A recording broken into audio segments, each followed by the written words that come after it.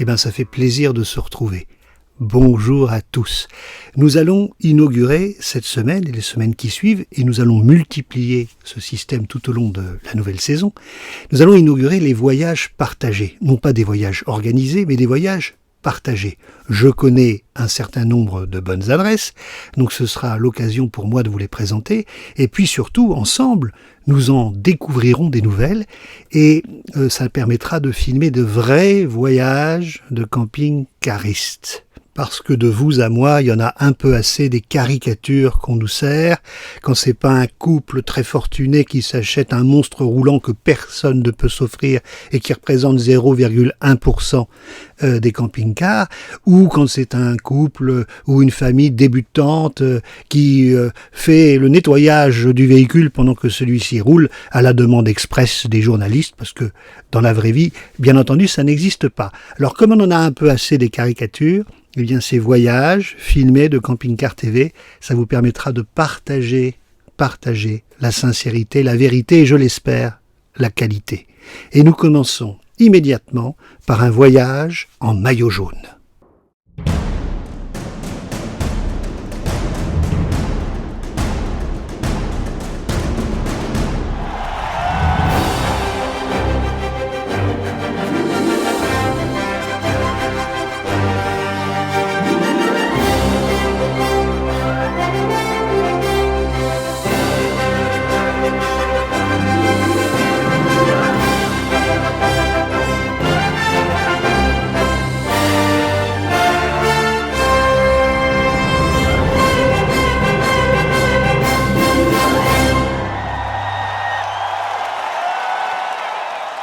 Non, je m'imaginais pas ce que ça pouvait être, non, pas du tout. Absolument pas, non. Je regarde même pas le Tour de France à la télé. Mais quand on me l'a proposé, effectivement, pareil, j'étais très enthousiaste et ça me plaisait de pouvoir voir ça à l'intérieur. Ah ben, pour moi, ça a été immédiat. J'avais même un autre rendez-vous. Je dois faire un stage de parapente. Je l'ai déplacé pour venir pour l'accompagner.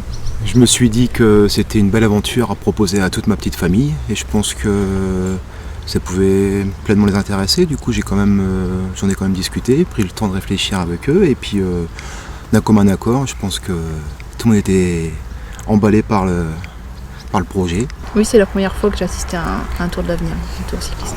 Ça permet de pouvoir passer des soirées avec d'autres personnes qu'en famille et on découvre d'autres gens. Les soirées ensemble, moi, je trouve ça génial. Le tour de l'avenir, pour moi, je pensais pas qu'on allait autant bouger. Pour moi, ça allait être moins rythmé. J'avais plutôt l'impression que j'allais vivre des vacances à suivre des cyclistes et à être au soleil. Et finalement, il y a un rythme soutenu à respecter qui est quand même assez impressionnant, à mon sens. Et d'apprendre un petit peu à connaître tout le monde, c'était un moment sympathique. Retrouver des gens déjà dans le domaine du camping-car, d'une part, et puis après, vivre ensemble quelque chose d'assez exceptionnel. Sur le camping-car, il fallait mettre des autocollants devant. Un avec le Tour de l'avenir écrit dessus, un autre avec écrit Alden, et derrière, il fallait en mettre un petit en haut à gauche. Donc Stéphane nous a distribué des badges VIP. Le pass du Tour de l'avenir qui nous donne accès à tout. On a accès à l'espace VIP départ, espace VIP arrivée, espace tout accès, et puis salle de presse et la ligne d'arrivée.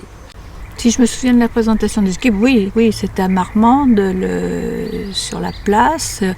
Il y avait beaucoup de foule, un monde énorme et tout le monde était très très enthousiaste. Et nous aussi de découvrir tous ces pays, enfin ces jeunes qui venaient de pays d'abord qu'on ne pensait jamais voir en France, comme l'Érythrée, la Colombie, l'Équateur.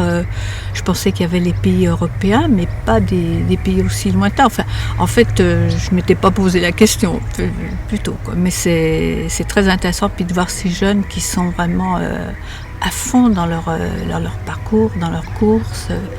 C'est quelque chose de magnifique.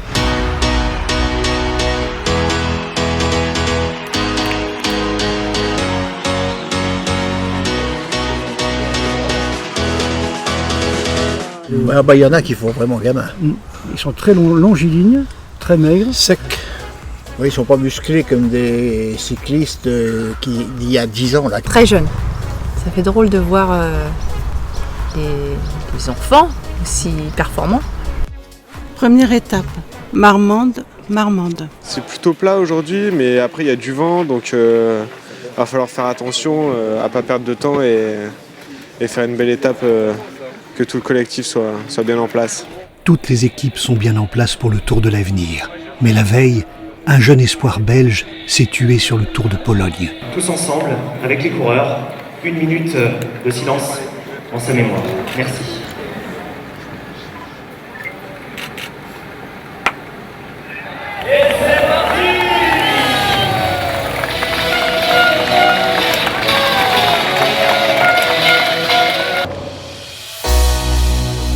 Cette fois, c'est parti pour de bon.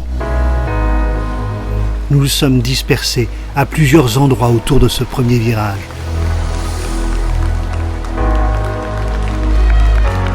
Avec nos badges et nos smartphones, et cette furieuse envie de vous faire vivre de l'intérieur notre voyage. Car oui, c'est notre voyage, en maillot jaune.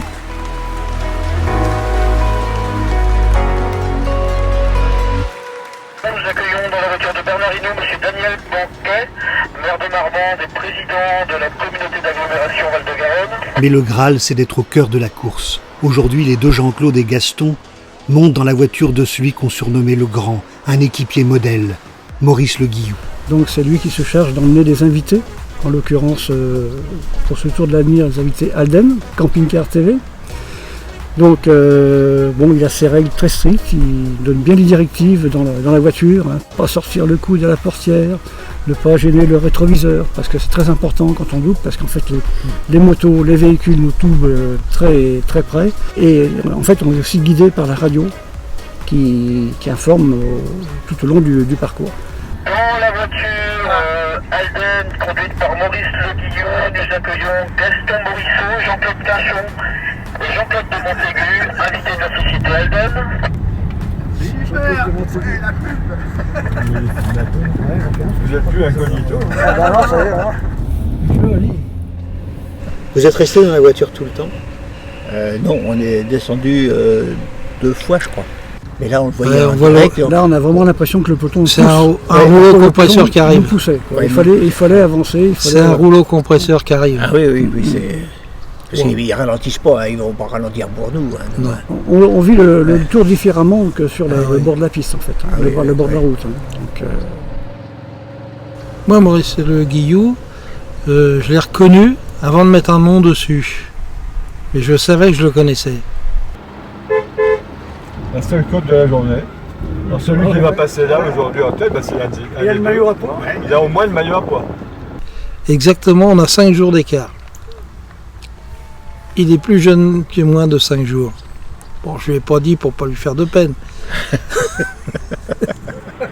On se repose un peu. Maintenant, ils prennent la position aérodynamique. Là, il est à 72 en 75. Alors que ça descend pas beaucoup. Tous les yeux sont rivés sur la performance de ce coureur.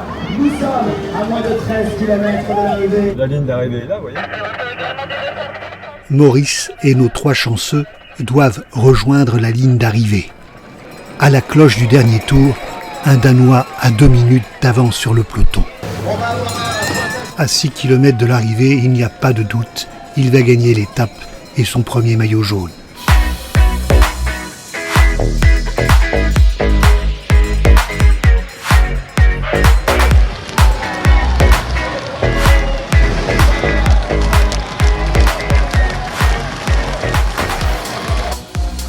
Et nous assistons au podium et à la remise du maillot. Stéphane Bag, Monsieur le Président d'Alden, le numéro 1 de l'antenne satellitaire, et Mathias Jorgensen qui va sans doute repartir avec une antenne où il va pouvoir se connecter à toutes les chaînes dans son camping-car et faire le tour du monde avec ce maillot jaune. I was just honored to start this iconic race, so I'm just really proud, and I started crying when I talked with my parents. Yeah, it's just unbelievable. Mais il ne faut pas traîner pour la caravane Camping Car TV. Chaque équipage s'est vu remettre un livre de route où l'on découvre que le départ de demain se fera d'un village situé à 40 km. Tous les soirs, je publie quand c'est possible, quand on a vraiment du réseau, parce que des fois c'est compliqué. Et tous les jours, on a le tracé qu'on a fait dans la journée, avec des fois des choses assez rigolotes, où on fait des demi-tours, on repart, on se trompe, on revient, et ainsi de suite, comme aujourd'hui. Moi j'étais à 10 km du point où on est aujourd'hui. C'est vrai que ça fait bizarre de voir des personnes de cet âge. Autant sur internet, sur les applications, les réseaux sociaux comme ça. Moi c'est quelque chose de tout nouveau. C'est pas mon monde. On va s'adapter, on va essayer de faire comme tout le monde et puis ça a un côté positif de toute façon. Le fait d'être sur les réseaux et de voir tout le monde qui partage, je pense que c'est fédérateur.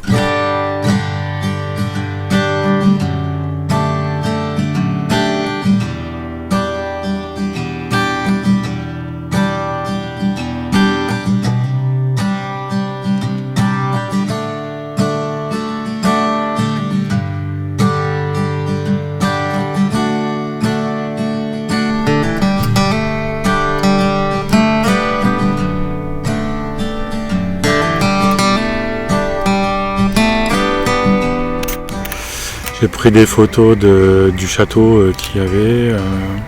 Je trouvais ça super joli. Ouais. Je connaissais pas du tout déjà. La Bastide, je savais pas ce que c'était. Et j'ai découvert ça et j'ai trouvé ça super joli.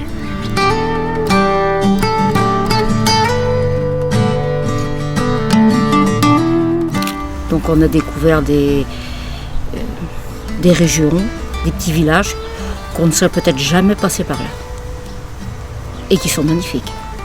Ensuite, on a déambulé un petit peu dans les rues pour s'imprégner un petit peu du climat de la ville.